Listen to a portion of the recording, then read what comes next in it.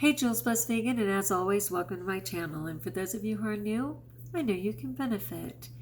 So, my friends, it is hot in California, and especially in the high desert, but also we're having those horrific fires. And though I know they're proclaiming, certainly Portland and Washington is having the worst air ever, I'm sure that we're in close competition with them. And it's very tiring. I went to school today and I was in my classroom, and there was air, but it was still hard to breathe. It just smelled like, fireplaces in winter. And even though I'm completely clean, I think if you look at my eyes, you can see there's kind of, a line of what I just think is from smoke, honestly. And there was no blue sky of any kind. Usually this time of year in the high desert, it is just stark blue, and it was all white, and it would have looked like it was fog or weather, but it was actually 94 degrees, and it was just from the smoke. The saddest thing, and I'm praying for everybody every second, as you can imagine, was that I was going down this one highway, and I saw 3 dogs, and they were panting so hard, their tongues were like hitting the cement. I'm not kidding. And they were exhausted, and they all just stood there trying to take a break, and they were definitely on their way to somewhere. But where? It's out in the desert, right? So I drove by and I just asked God to bless them, because I knew there was no way I could take 3 dogs. I mean, I would take them, but I didn't know how I could get all 3 of them in my car. And then also I was thinking, I didn't know how wild they were, and I tend to endanger myself, which if anyone has followed this knows. So I drove for about 2 more miles, and then I was like, wait a second. I have some water, and I could pour it into the bucket in my lunch kit, and I could go back there and at least give them some water. So I went back, and they were kind of where they were before. They'd barely moved. But upon me pulling up, they started going. So they were kind of hustling down the side of the road, and I was saying, you guys. And,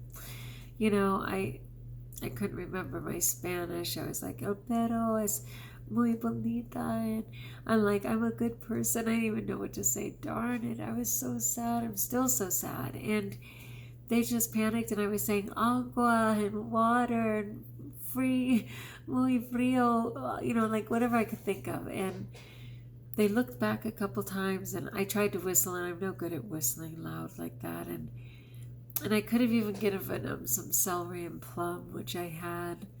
And they just, in a blink of an eye, like ghosts, were just gone into that desert. Like, they're professionals. They know where to go. They know how to do it. But I wanted to ease their burden for a moment. And I was just so sorry, darn it. Let alone the humans who are struggling. That was really hard to see. So, let's keep praying. I don't know what the end game is, but it's too much. And people are really, really struggling. You're one of them. Many of you are one of them, I know. All right. That said, we're in the middle of Self-Care September. And of course, that's just with the premise that self-care is not selfish. You can't pour from an empty cup. So even if I wanted to help additional people during this time, I have to make sure that I'm well myself. So let's go with Self-Care September.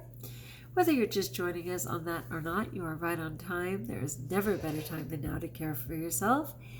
And it doesn't matter, again, whether it's September, what day it is, what month it is, you got this. Today was the 15th day. Find a caring, calming phrase to say to yourself when feeling low.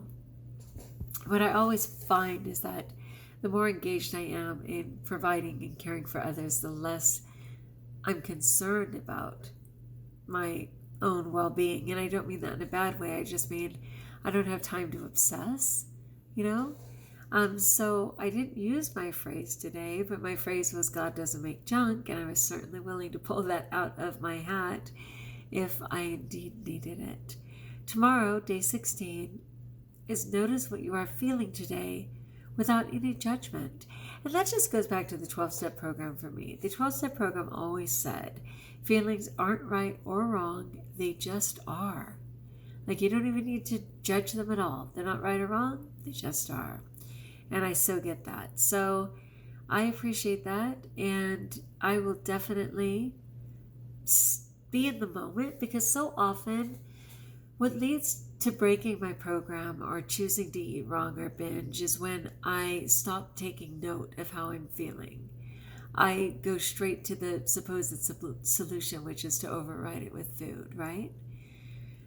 So to actually take a moment and say, what is the deal right now? Oh, I'm overwhelmed. I'm scared. I feel threatened by something. I feel offended because someone hurt my feelings. To actually take a moment. And a lot of that goes back to HALT, which I've used forever and so many times and again from the 12-step program in my experience, which is to take a moment to say, am I hungry? Am I angry? Am I lonely? Am I tired? And I've added an S to that for, am I sick? Am I scared? So sometimes they say SHALT or HALTs. But yeah, taking a moment to notice what I'm really feeling and then not having any judgment. Because that's where that verbal abuse comes from. You're so stupid. I can't believe you're feeling like that. Wow, you're really, lame because you are so insecure. Like, how can you know what? Get out of my head. My feelings aren't right or wrong. They just are. All right? All right, my friends. Of course, I have homework. Of course, it's after 10 o'clock at night. Of course, I pray for grace. Like if you like, join us. If you haven't, subscribe. Let me know in the comments below how I may support you, especially in prayer. And until we talk again, my friends, let's go over it again. Today was find a caring, calming phrase to say to yourself when feeling low. And tomorrow is notice what you are feeling today without any judgment. And until we talk again, best of all, know that you're blessed.